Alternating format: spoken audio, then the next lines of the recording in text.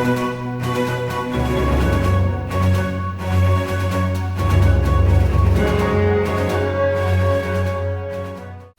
guys, welcome back to another video.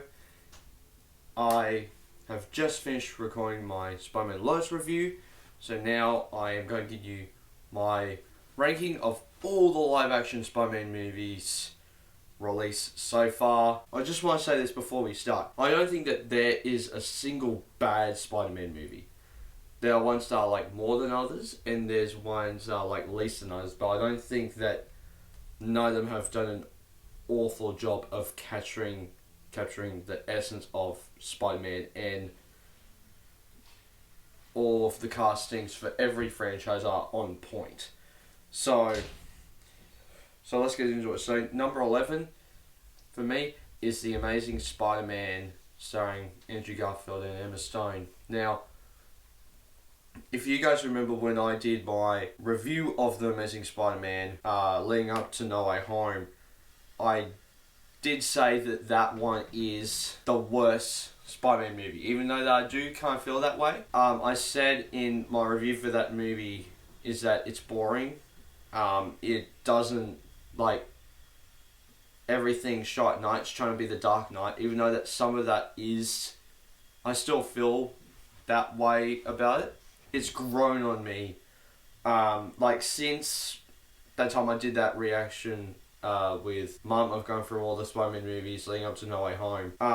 It has grown on me more. There are stuff that in it that I don't necessarily feel like that Spider-Man, not necessarily Andrew Garfield, but just the like some of the clips in that first Amazing Spider-Man 1 is said, like the whole thing of webbing his junk, and like the whole thing of the "oh my god, small knives! My weakness, small knives!" Like, there's a lot of jokes in there that I'm like, really? That's your joke for Spider-Man in this movie? Okay. So I think that there's a lot of good things in the Amazing Spider-Man. Like, the score has grown on me. I think that the main Spider-Man theme of the first Amazing Spider-Man is one of the best Spider-Man scores ever.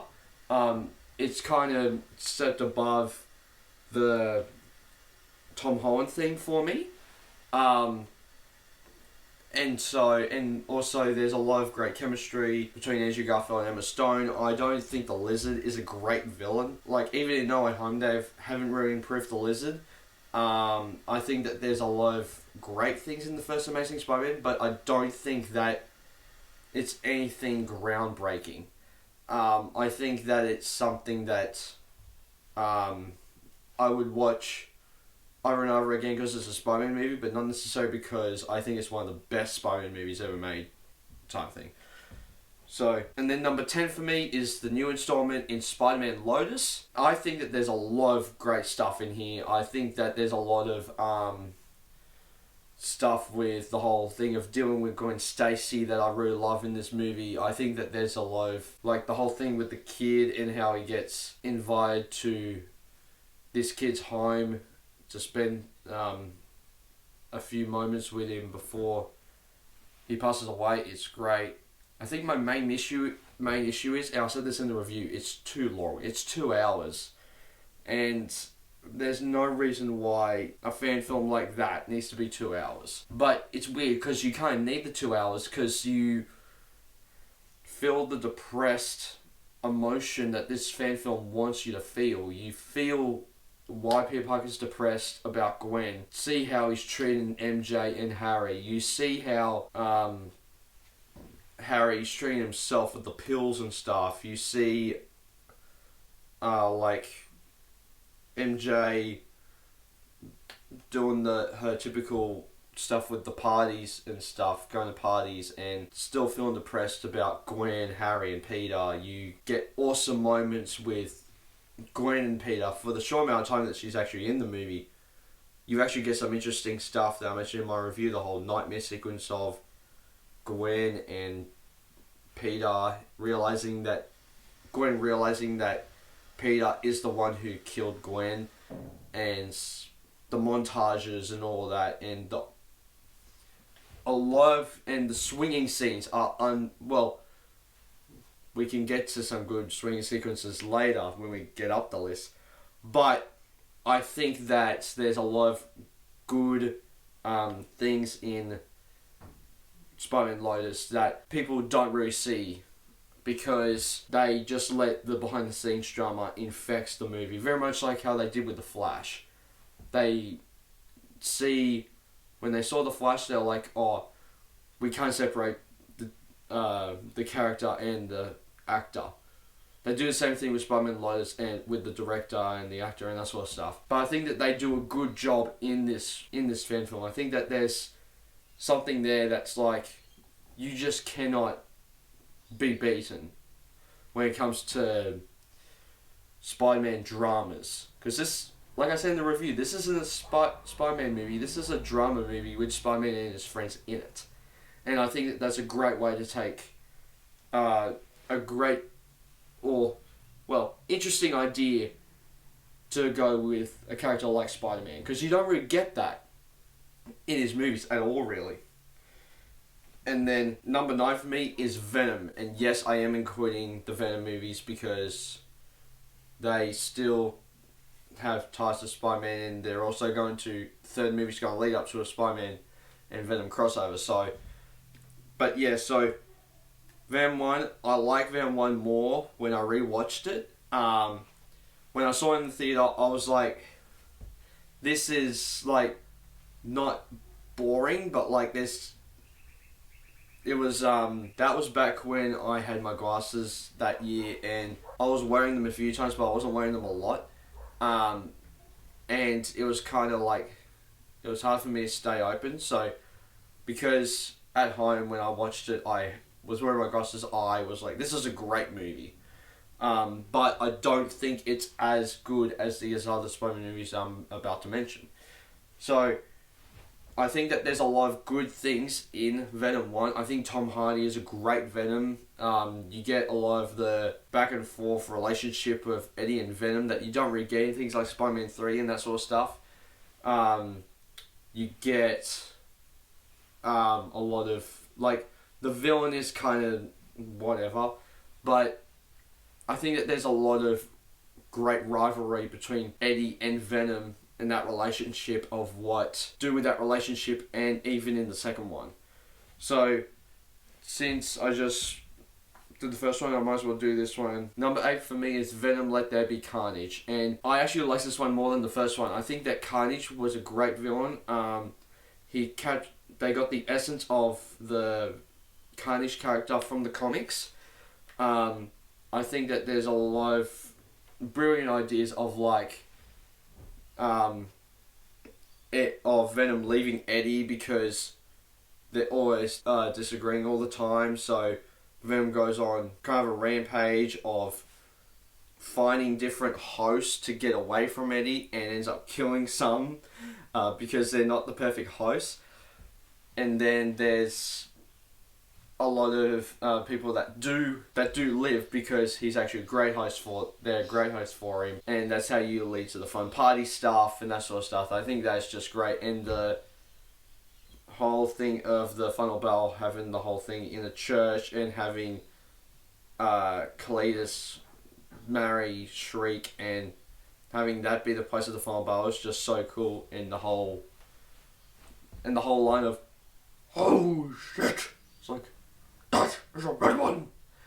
You need to come out right now." I think that there's a lot of great humour in the second Venom, and I really like the first Venom, and I really like the second Venom. So I think that the Venom movies get way too much hate, and I think that they're great, fun schlock movies. Number 7 for me is, of course, the Amazing Spiderman 2. I think that this one is leaps and bounds better than the first Amazing Spider-Man. I think that the first Spider-Man first Amazing Spider-Man was a little too Batman-y for me, and I love Batman, but I think that the Amazing Spider-Man one caught the essence of Batman more than Spider-Man.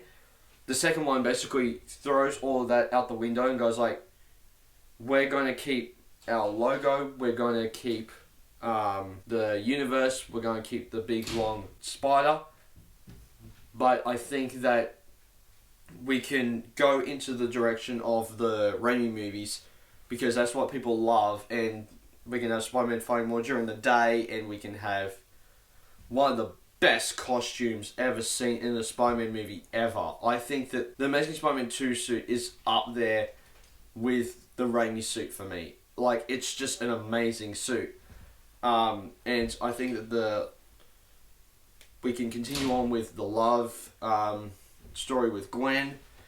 We can kind of build that up for her to get killed off at the end.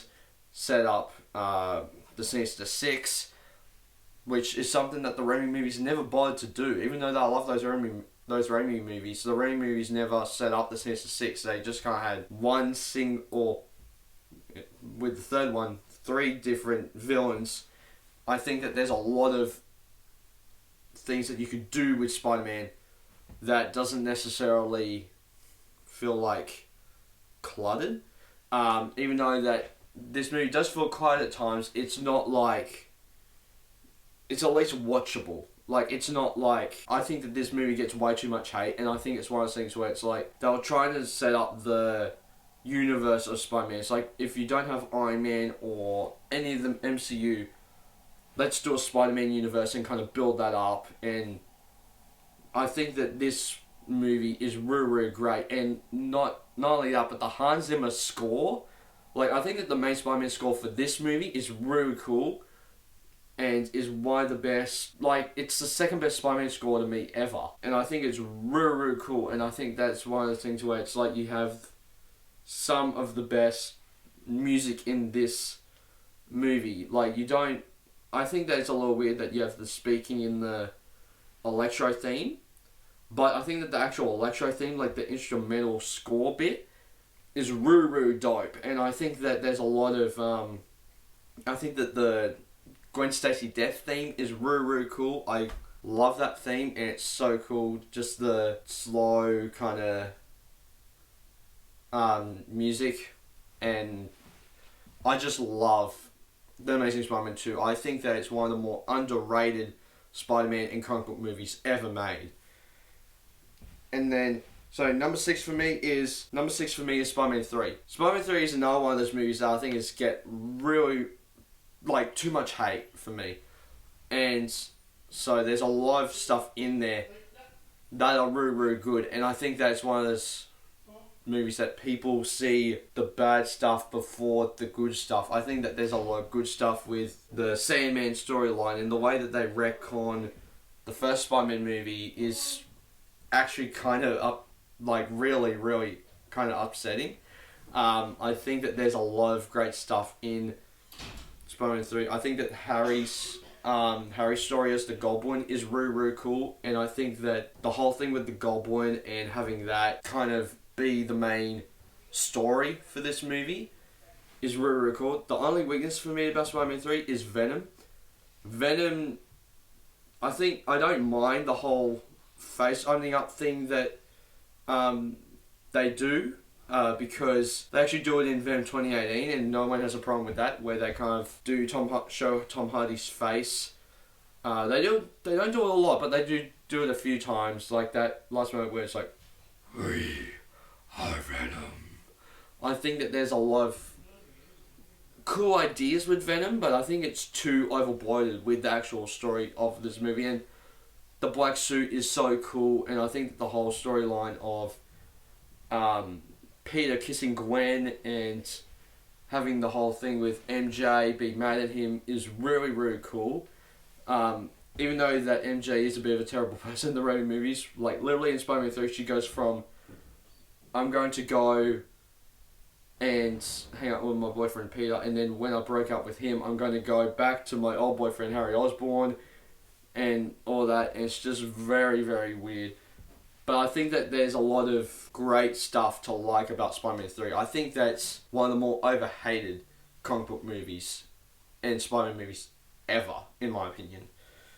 So that's why I have Spider-Man 3 at number 6. Number 5 for me is Spider-Man Far From Home. So now we get to the Tom movies. I think the Tom movies overall are the superior take for Spider-Man, even though that I love the Raimi movies more than the Holland movies. I think that the Holland movies kind of have a more consistent story throughout the trilogy. Especially because you have Civil War beforehand, and then you have Infinity War, and then you have Homecoming, then you have Infinity War, Endgame, then Far From Home, then No Way Home.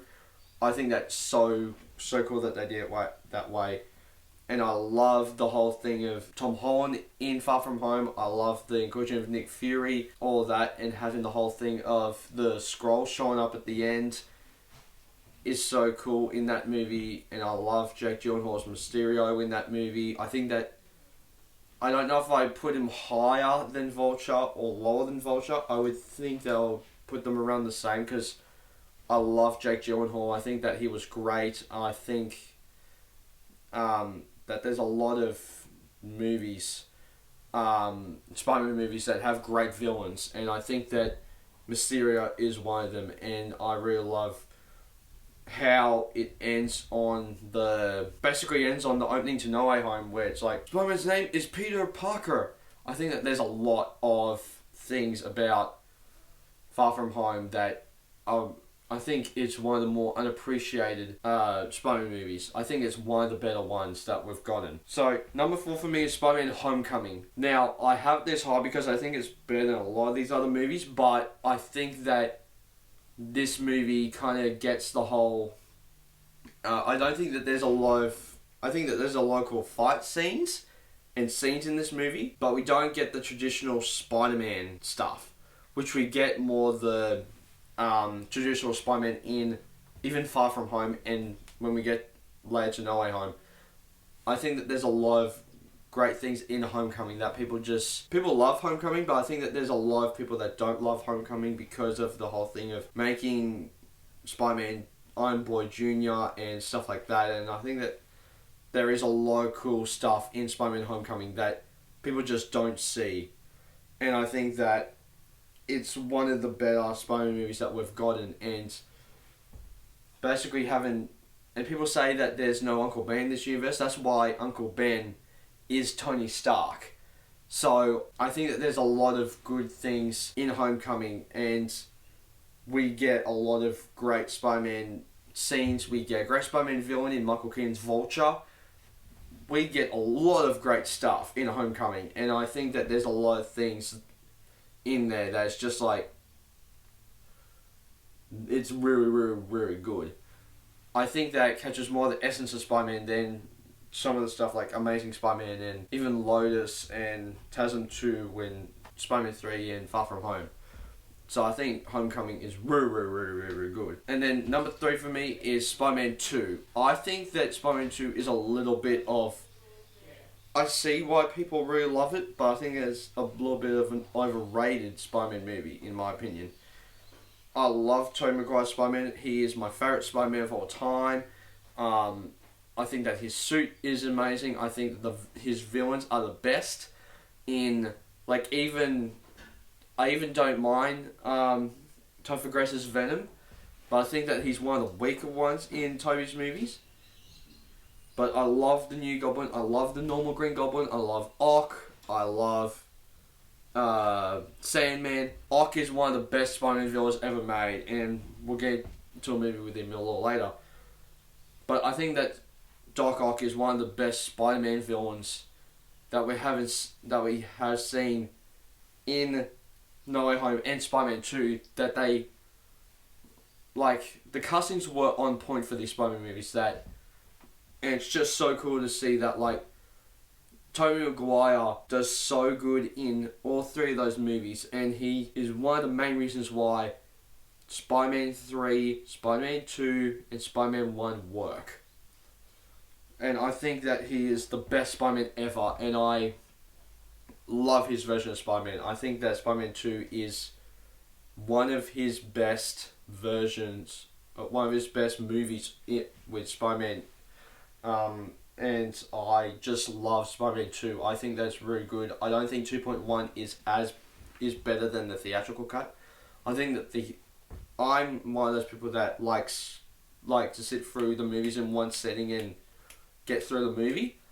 I think that's why I like these other movies, because from 3 up they go by very, very quick, and it doesn't feel like the 2 hours or however long they are. Spider-Man Lotus and Amazing Spider-Man 1 and even Amazing 2.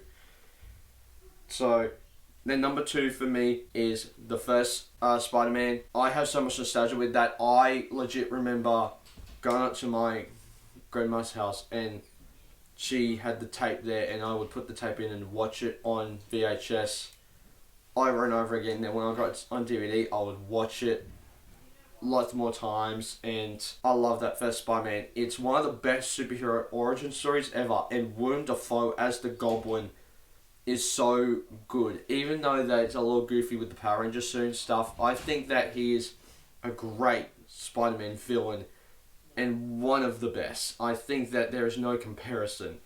I think that Kirsten Dunst is an underrated MJ.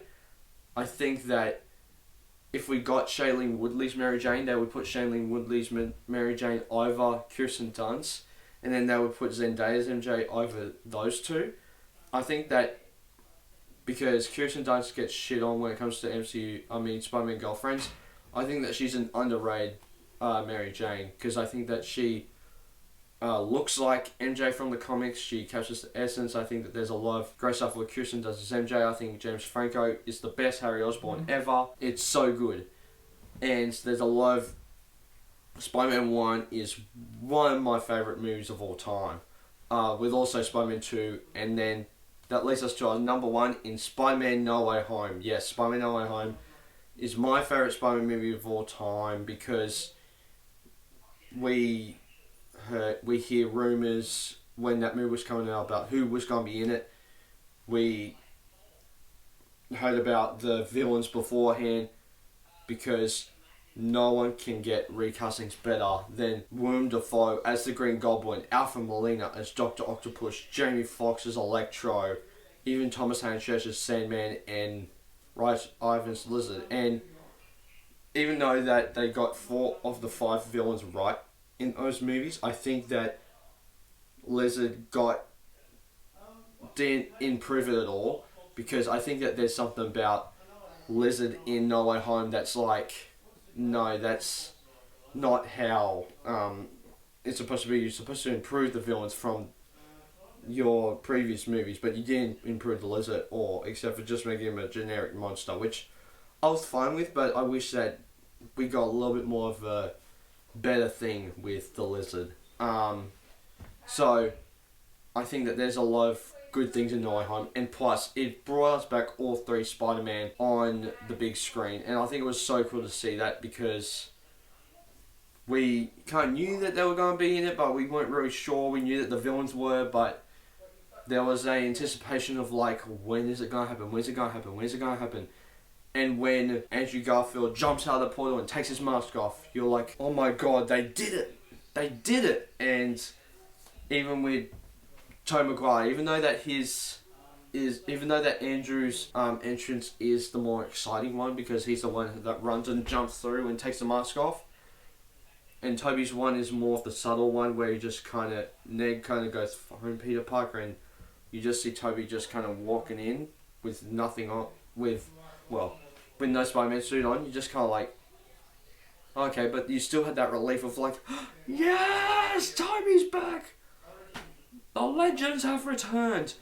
And I think that it was so cool, because they used the Spider-Man villains in classic ways, but totally different than we saw in the original movies, like using Ock on the bridge as opposed to a train, and using Goblin at the Statue of Liberty as opposed to the bridge from the first one, and using using Electro coming from generating from power lines, and Sandman teaming up with Spider-Man to stop him. And then that was just so cool to see in the cinema. See all those fight scenes and that choreography, and seeing all the interactions between Toby, Andrew and Tom on the Statue of Liberty, and even seeing Tom Holland become Spider-Man, his own man, make his own suit at the end, was so refreshing. It was like, like, we had a Spider-Man movie that was like, it was like, and if you guys have seen my review of Into the Spider-Verse. I didn't include them on this list because I knew that I was going to get roasted for them. My problem with that is that I wish that they did like a Spider-Man saga of like, here's this Spider-Man, here's this Spider-Man, here's this Spider-Man, then do Spider-Verse kind of the way that you did it, but do like the short interaction, short flashbacks, and surround it around Miles' story. But we didn't realise that we were getting a Spider-Verse movie until Spider-Verse came out and they did No Way Home. Like, we have a Spider-Man saga that we care about because we have time with Tobey Maguire Spider-Man and Andrew Garfield Spider-Man and Tom Holland Spider-Man and their villains, as opposed to Into Spider-Man. That's just like, boom, here's a Spider-Man movie with a bunch of characters that you don't really know. Or don't really know at all type thing. So I think that that's why Spider-Man No Way Home takes the cake for me. It does the whole thing where we're in the multiverse saga and it dealt with all three Spider-Mans and all their villains. And also we get to see one of my favourite trios of all time, all three Spider-Mans interacting, and also you care about the villains and you care about our Spider-Man, and also seeing Tom Holland grow into his own Spider-Man was incredible to see, and I was like, yes, that was amazing. Please just do another one of these. But yeah, so guys, that is my ranking of Spider-Man movies. If you guys like this, please hit the like button down below. If you haven't already, hit subscribe. And also hit the little bell icon to get notified of future videos I make. And do you agree with these? Do you agree with my list? Leave your comments in the comment section below. And I'll see you guys next time. Take care. Bye. Hey there. Subscribe to my channel. And also press this bell icon.